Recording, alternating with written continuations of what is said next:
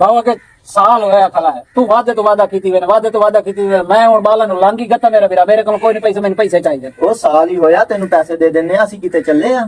ਯਾਰ ਦੇ ਨਾ ਪੈਸੇ ਯਾਰ ਮੇਰੀ ਗੱਲ ਸੁਣ ਲੈ ਕੋਈ ਪੈਸੇ ਪੂਸਾ ਕੋਈ ਨਹੀਂ ਜਦੋਂ ਹੋਣਗੇ ਨਾ ਅਸੀਂ ਕਿੱਥੋਂ ਦੇਵਾਂਗੇ ਤੈਨੂੰ ਇਹਦਾ ਕਵੜੀਂਦਾ ਪਿਆ ਹੈ ਤੇ ਕਿ ਨਹੀਂ ਇਹ ਨੋਵੇ ਪੂਯੂ ਪੈਸੇ ਪੀ ਜਾਵੇ ਚਲੋ ਕੋਈ ਨਰਮੀ ਨਾਲ ਹੱਥ ਰੱਖਣਾ ਹੈ ਅੱਲਾ ਕਰੇ ਸੀ ਮਾਨੋ ਵੈਸੀ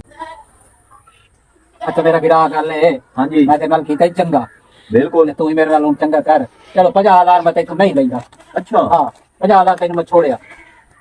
ਤੇ ਉਹ 50 ਤਾਂ ਮੇਰਾ ਮੰਗੇ ਨਾ ਚੱਲ ਜੇ ਇਹ ਗੱਲ ਹੈ ਨਾ ਹਾਂ। 50,000 ਦੀ ਹਾਂ ਤੂੰ ਵੀਰ ਕੱਲ ਆ ਜੀ ਅਸੀਂ ਕੋਈ ਬੰਦੋਬਸਤ ਕਰਨੇ ਆ ਕੱਲ ਆਣ ਕੇ 50,000 ਰੁਪਇਆ ਲੈ ਕੇ ਤੂੰ ਚਲਾ ਜਾਈਂ ਪਰੇਸ਼ਾਨ ਨਾ ਹੋ ਤੂੰ ਠੀਕ ਹੈ ਬਾਬਾ ਹਾਂ। ਬੜੀ ਮਿਹਰਬਾਨੀ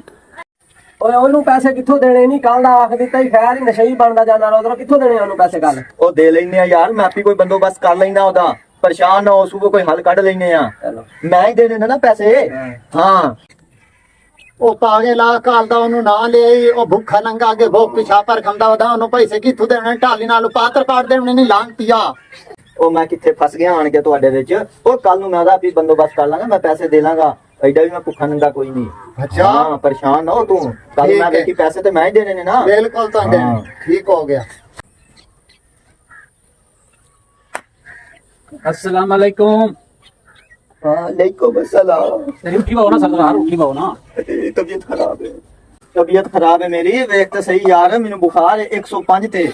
तैनू अल्लाह करे होवे 107 ते हाँ मेरे पैसे दे बाओ तेरे पैसे हां अच्छा ओ मेरी तू गल सुन सुना तू इन्हें क्यों जल्दबाजी कर रहा है अच्छा मैं जल्दबाजी कर रहा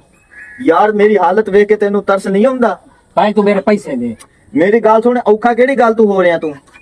औखा ना होवे यार मेरे पैसे खा के बैठा साल हो गया तू दे जने आज औखा हो रही है तू अगला 50,000 कल जिवें तुहानू दिता सी ओ ये भी 50,000 तुहानू मिल जाएगा